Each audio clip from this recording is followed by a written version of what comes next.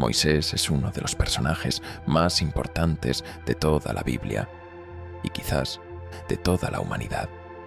Su vida es un relato que trasciende el tiempo, no solo por los hechos extraordinarios que protagonizó, sino también por el profundo significado espiritual y humano que encierra.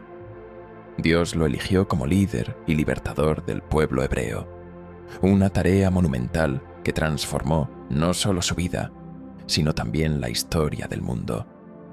Guió a su pueblo desde la esclavitud en Egipto hacia la tierra prometida de Canaán y les enseñó la ley divina, sentando las bases para una nueva identidad nacional y religiosa. El comienzo de una vida marcada por el destino. Moisés nació en Egipto en un contexto de gran sufrimiento para su pueblo.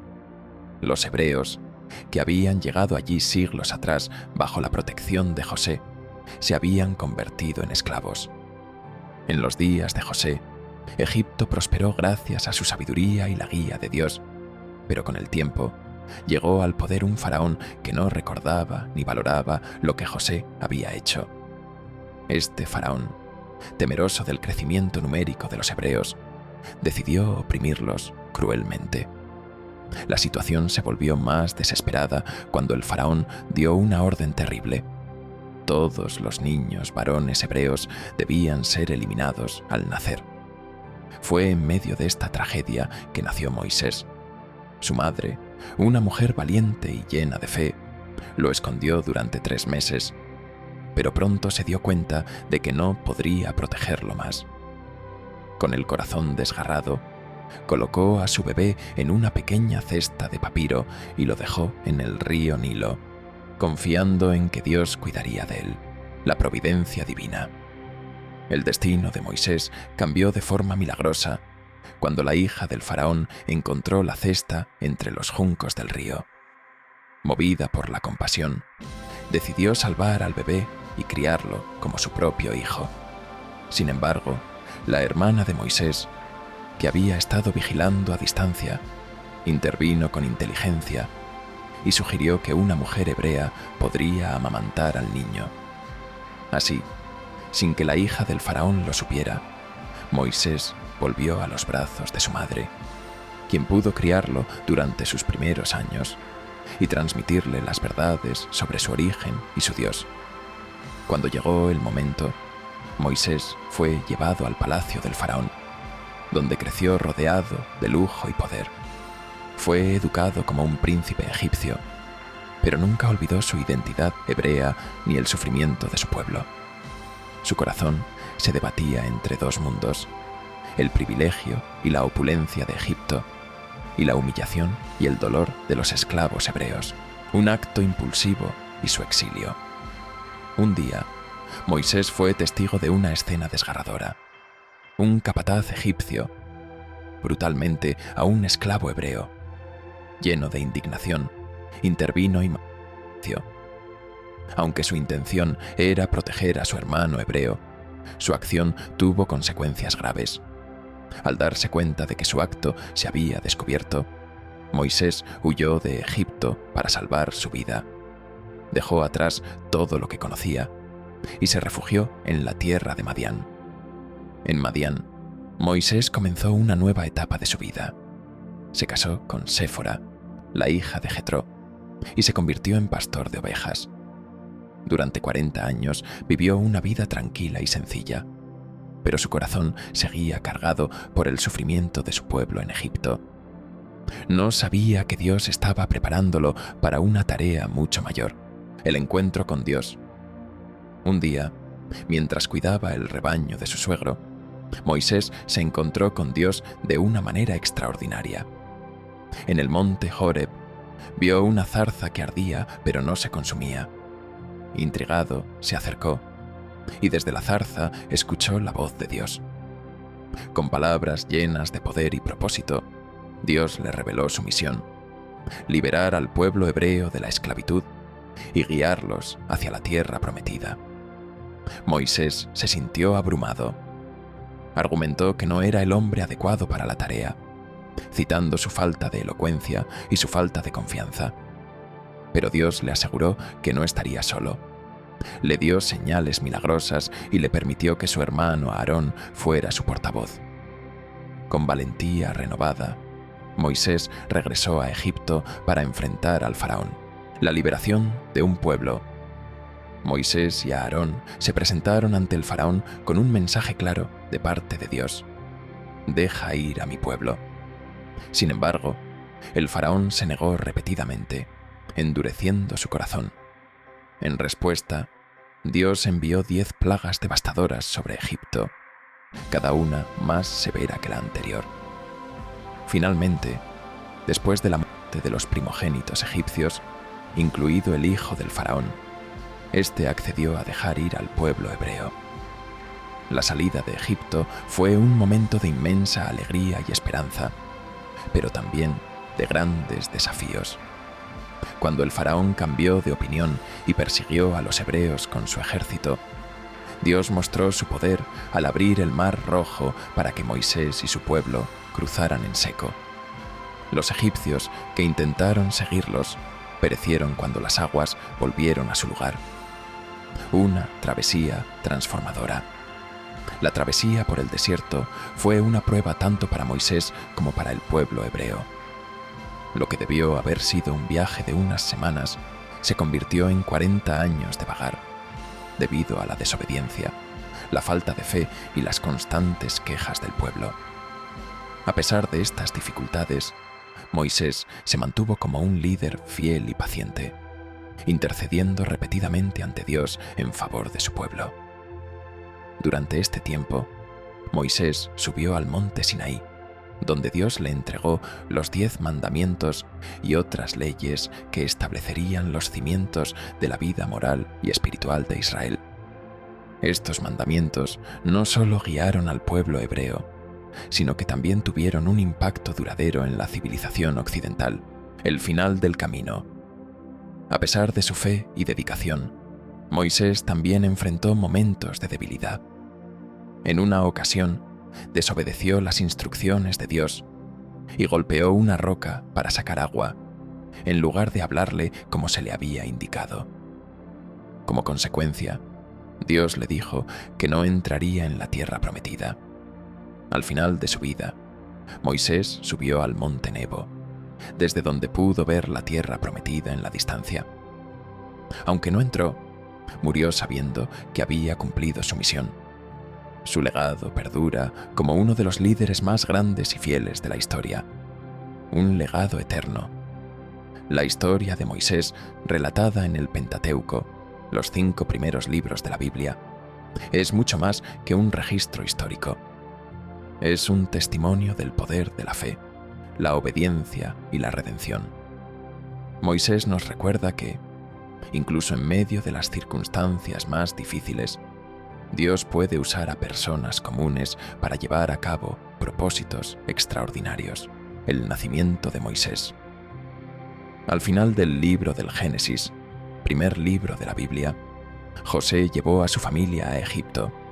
Allí, él tuvo mucho poder e influencia y logró almacenar suficiente comida para que todo el pueblo pudiera sobrevivir a una gran sequía. Pasaron muchos años. Falleció toda esa generación y un nuevo faraón reinó sobre Egipto. Ese faraón no conocía la historia de los hebreos ni de lo que hicieron por el país. El pueblo había crecido numéricamente y el faraón temía que pudieran volverse contra el rey, aliarse con países extranjeros y traer la ruina a Egipto. Por eso, el rey tomó medidas para evitar que los hebreos siguieran multiplicándose.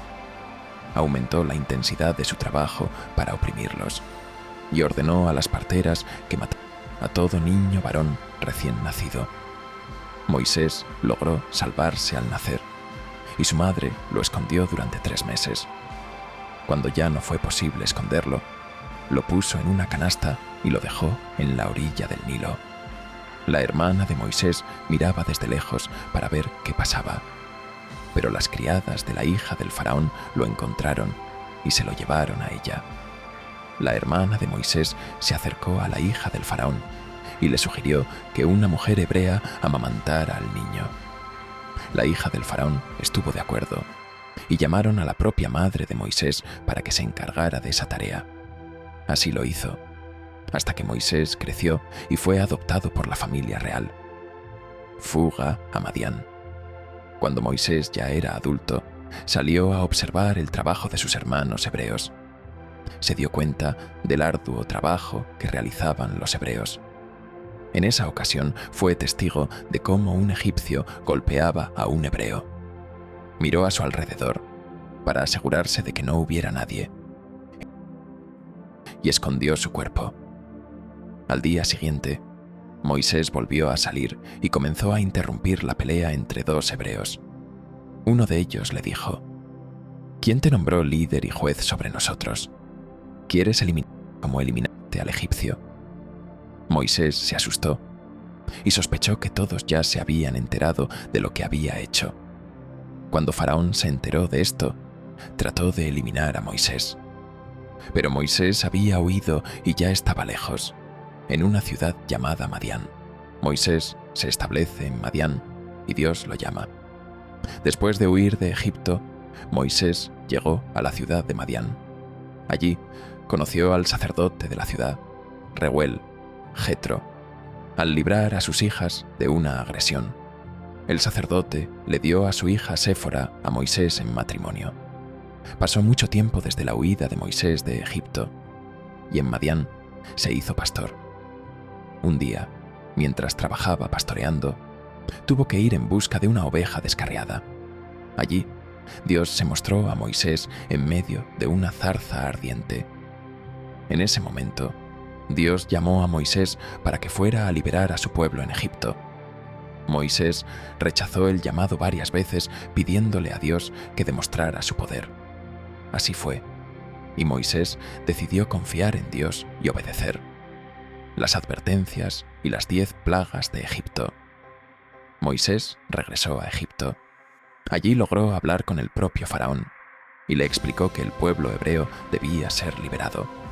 El Faraón, a su vez, se negó vez tras vez a permitir la liberación de sus esclavos. Dios, por medio de Moisés, mostró prodigios, señales y plagas como advertencia al Faraón para que los liberara. Las plagas, que afectaron únicamente a los egipcios, fueron las siguientes.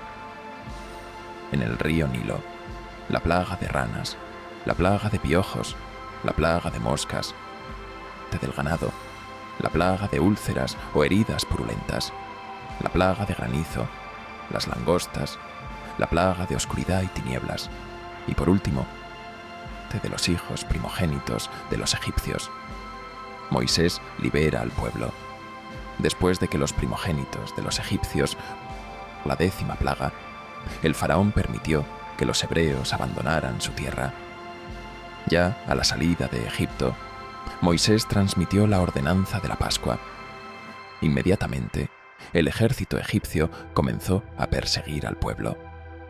Cuando el ejército egipcio estaba cerca de los hebreos, Dios ordenó a Moisés que levantara su vara sobre el mar que estaba frente a ellos.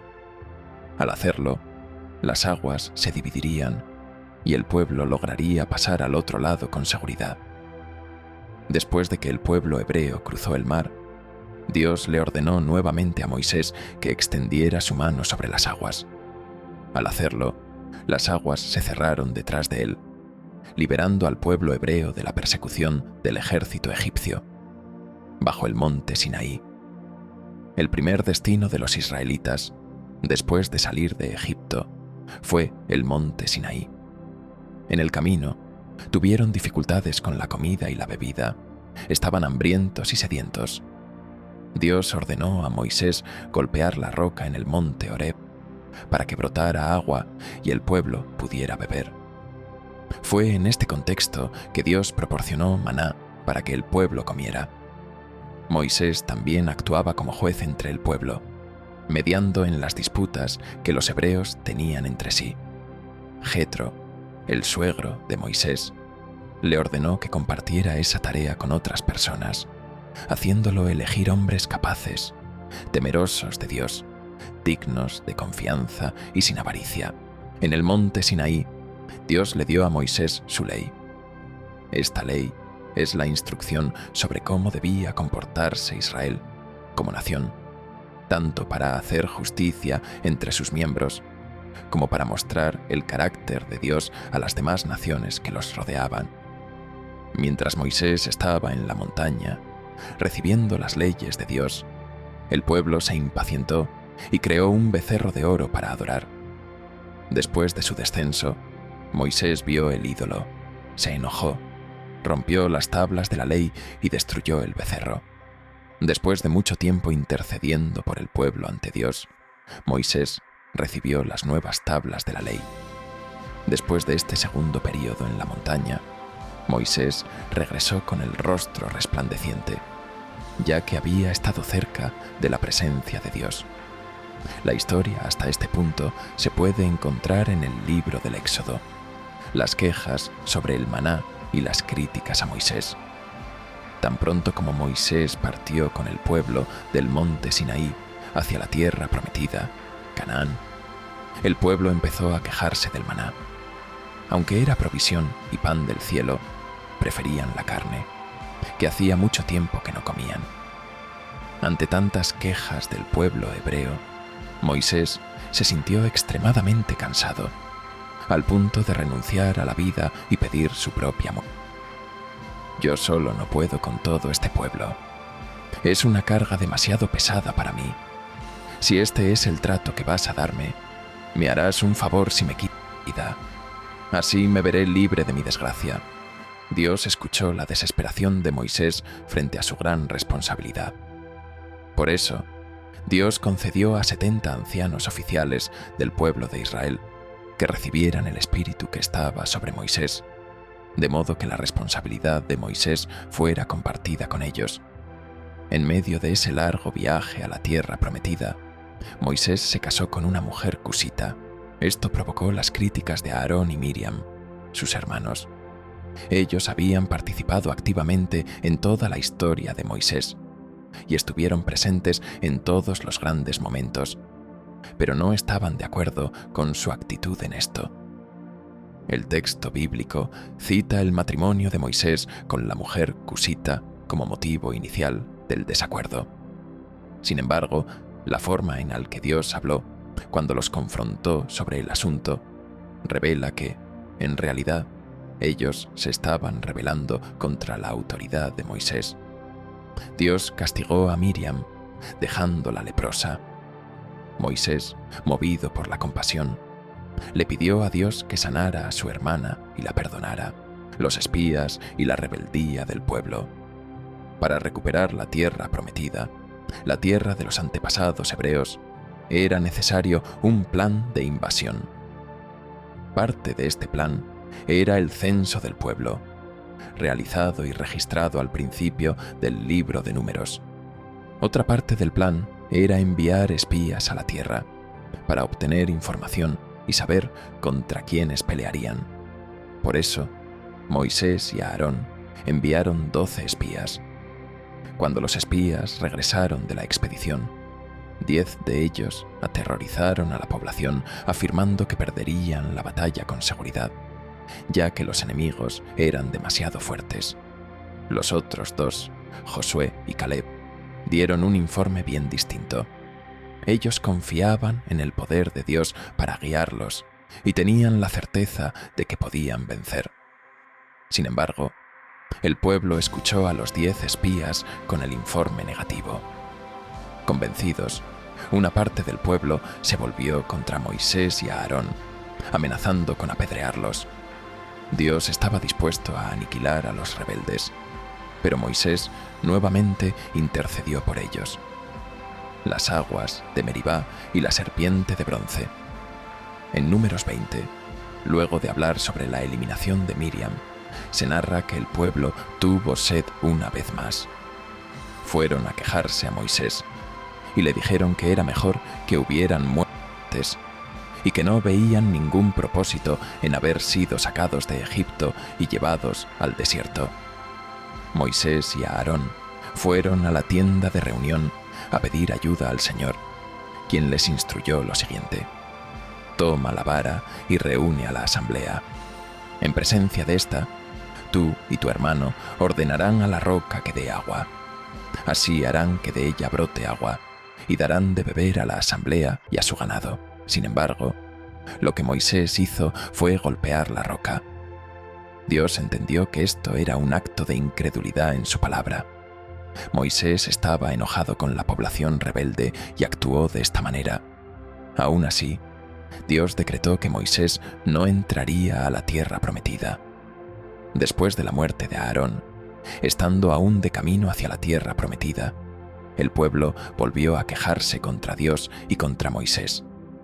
Por eso el Señor mandó contra ellos serpientes venenosas para que los mordieran, y muchos israelitas murieron. El pueblo se arrepintió y pidió la ayuda de Moisés. Moisés intercedió por el pueblo, y Dios ordenó a Moisés que hiciera una serpiente de bronce, para que todo el que la mirara fuera sanado.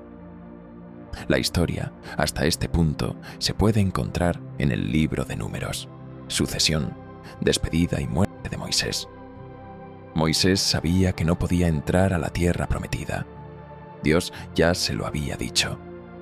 Por eso, Moisés le pidió a Dios que eligiera un sucesor, alguien que pudiera guiar al pueblo y ayudarlo a alcanzar la promesa divina.